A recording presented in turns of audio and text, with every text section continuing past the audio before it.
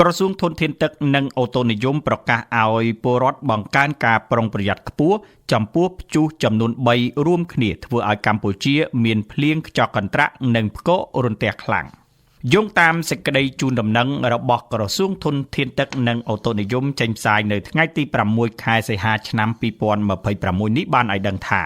សម្ពាធទាបដែលកើតមាននៅលើមហាសមុទ្រប៉ាស៊ីហ្វិកខាងលិចបានវិវត្តទៅជាព្យុះទី15ឈ្មោះច័ន្ទហោមទី2615រួមជាមួយព្យុះទី14ឈ្មោះគូជីរ៉ាទី2614និងព្យុះសង្គ្រាទី13ឈ្មោះ Dolphin ទី2613មានឥទ្ធិពលខ្លាំងលើរបបខ្យល់មូសុងនិរដីដែលបក់លើឈូងសមុទ្រ Bengal សមុទ្រ Andaman សមុទ្រចិនខាងត្បូងអាងទន្លេមេគង្គសមុទ្រកម្ពុជានិងលើព្រះរាជាណាចក្រកម្ពុជាព្រះរាជាណាចក្រកម្ពុជាពុំស្ថិតនៅក្នុងគន្លងផ្លូវដើររបស់ព្យុះទាំង3នេះទេ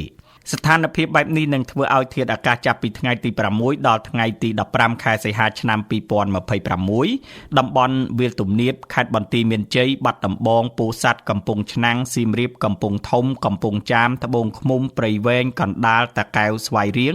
និងរាជធានីភ្នំពេញអាចមានភ្លៀងធ្លាក់ជាមួយខ្យល់កន្ត្រាក់និងផ្គររន្ទះគ្របដណ្ដប់លើផ្ទៃដី 40% តំបន់ខ្ពង់រាបខេត្តកំពង់ស្ពឺបៃលិនឧត្តរមានជ័យព្រះវិហារក្រចេះស្ទឹងត្រែងរតនគិរីមណ្ឌលគិរីជួរភ្នំដងរែកនិងតំបន់ជួរភ្នំក្រវាញអាចមានភ្លៀងធ្លាក់ជាមួយខ្យល់កន្ត្រាក់និងផ្គររន្ទះគ្របដណ្ដប់លើផ្ទៃដី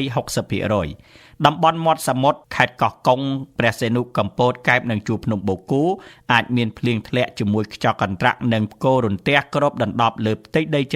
70% រលកសមុទ្របោកបក់ខ្លាំងដែលមានកម្ពស់មធ្យមអបបរមា 0.50 ម៉ែត្រនិងកម្ពស់មធ្យមអតិបរមា 1.75 ម៉ែត្រ